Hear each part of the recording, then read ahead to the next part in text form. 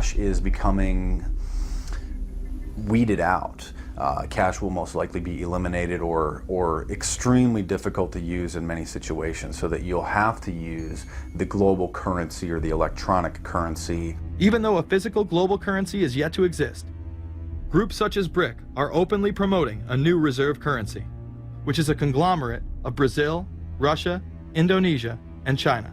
Get everyone in the whole world using one currency, which some people think that's a good idea. Russian President Dmitry Medvedev recently showed off a sample coin of the new world currency at the G8 in July of 2009. We have also agreed today additional resources of $1 trillion that are available to the world economy through the International Monetary Fund and other institutions.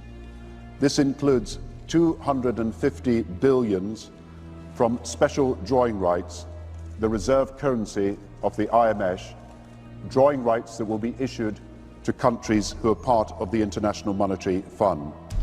I think a new world order is emerging, and with it the foundations of a new and progressive era of international cooperation. The head of the European Union is also calling for global government. 2009 is also the first year of global governance, with the establishment of the G20 in the middle of the financial crisis. Gordon Brown has called for a world constitution. We now need nothing short of a world constitution for the global financial system. Both Gordon Brown and Barack Obama had been groomed to be the next Anglo-American spokesman for this new world order after Bush and Blair stepped down. President Barack Obama has also espoused similar views on globalism. Here he is in Berlin, Germany in July of 2008 in what media have dubbed his New World Order speech. Well, there have been extraordinary scenes in Berlin tonight as thousands of people gathered to hear Barack Obama deliver key foreign policy speech on his current European tour. The Democratic presidential hopeful laid out his vision for America's place in a new world order. In this new world, such dangerous currents have swept along faster than our efforts to contain them. And that is why we cannot afford to be divided. No one nation, no matter how large or powerful, can defeat such challenges alone. In this new century, Americans and Europeans alike will be required to do more, not less. Partnership and cooperation among nations is not a choice. It is the only way, the one way, to protect our common security and advance our common humanity. That is why America cannot turn inward. That is why Europe cannot turn inward.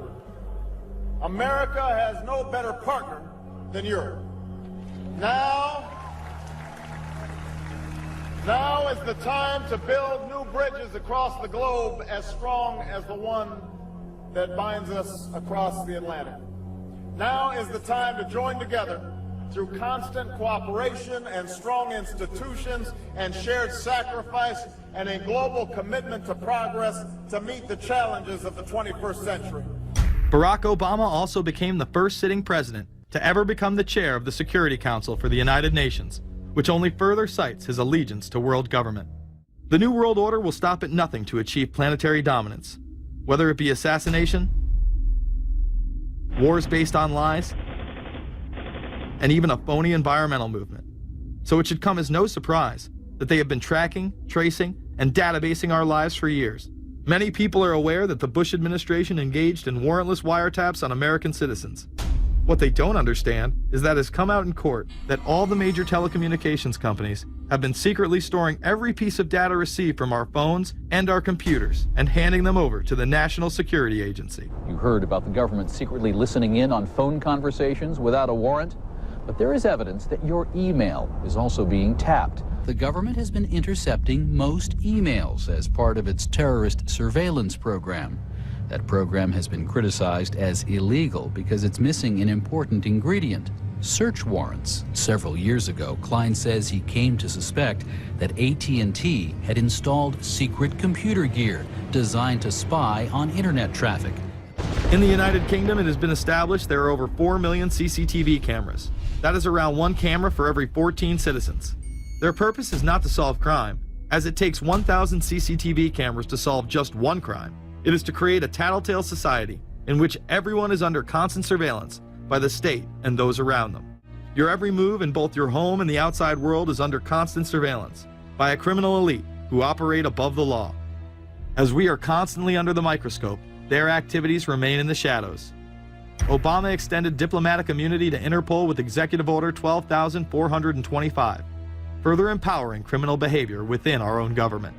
In the Middle East, endless wars will continue. Under the Obama administration, we have sent tens of thousands of more troops into Afghanistan. Living in the New World Order, when it's close to completion, for the average citizen, for people like you and me, is going to be essentially slavery. We're never going to be able to get ahead. We're never going to be able to amass enough wealth, essentially to retire or to do what we want to do in life. We're going to constantly be working for the man. They're creating essentially a two-class system. So it's going to be an inner ruling elite and then everyone else. And I got news for you. You're everyone else. The New World Order that is currently being built revolves around creating a global technopoly ruled by the elite, in which they dominate and control a severely reduced populace, which they treat as their pets. Is there a possibility that we have Taliban employees?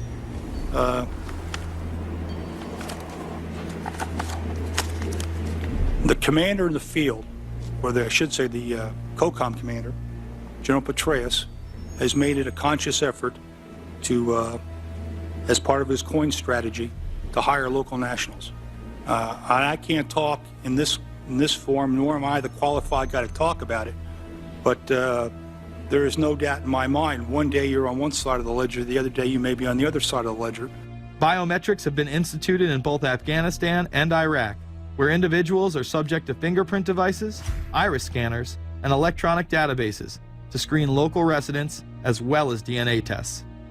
This includes anyone within the populace of a combat zone. Someone has to go out there with the biometric registration equipment, take your iris scans, take your scans and get you registered in the system like that. As scary and tyrannical as these systems seem to be, none may be as dangerous as the implantable RFID microchip.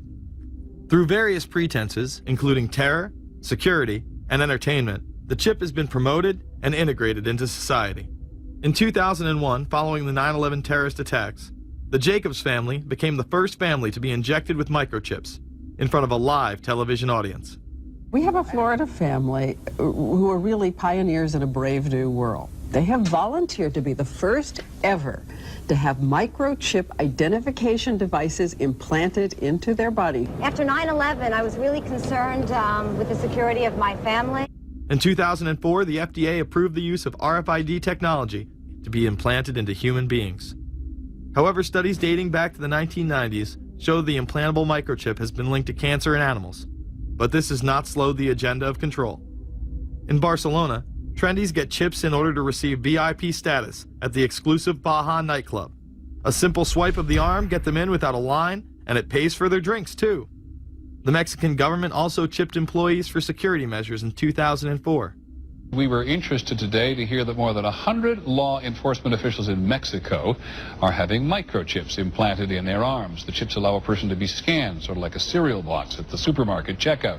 Mexico's Attorney General and 160 of his deputies have had microchips implanted in their arms. It is to provide access, said the Attorney General, to the right people in exclusive areas. Today, aside from being promoted as a device that can save your life by storing all of your medical information in it, it is being promoted as the next generation tool for video gaming. Sega developer Yu Suzuki plans on developing gaming technology using implantable RFIDs. He states, people that have some sort of chips in their bodies, to be able to keep track of vital signs. So it doesn't have to be a scary thing, but you could put a sensor here, you know, a bit like the Matrix, as he points to his arm. It's not really something only in the future. Some people already have them, chips in their bodies. Suzuki is correct. It has never been easier to order a microchip online and implant it under your skin. Microchips implanted in your hand, arm, or shoulder is just the beginning. Some have already taken implantable brain chips that may enable the blind to see again, the deaf to hear, and much, much more, including the ability to download information directly into the brain and instantly communicate with anyone in the world, creating a worldwide mind. It's very interesting that the way that the New World Order is going is moving towards a system that is identical to that, whether it's going to be an implantable microchip, an RFID, a thumb scan, whether it's going to be some sort of a tattoo. Imagine a planet where every human being is required to be chipped at birth. This would be the final tool implemented in a command and control world government system in which the elite rule the masses with total control of their lives. This is, of course, a terrible predicament for those of us who are convinced that this system is slowly but surely destroying this country and has to be changed. But we can't count on the elected presidents to do it, and we can't count on the elected Congress to do it.